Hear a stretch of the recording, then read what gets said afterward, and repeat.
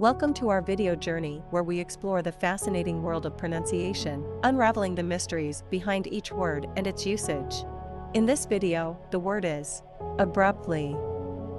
Abruptly. Abruptly.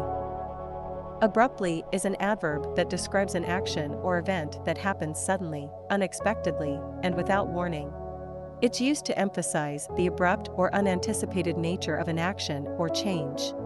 Here are some examples. Example number 1, he abruptly stopped talking and walked out of the room. Why this use in example number 1? In this example, abruptly is used to emphasize the sudden and unexpected manner in which he stopped talking and left the room, catching others by surprise. Example number 2, the concert ended abruptly when the power went out. Why this use in example number 2? Abruptly is used to describe how the concert ended suddenly and unexpectedly due to a power outage.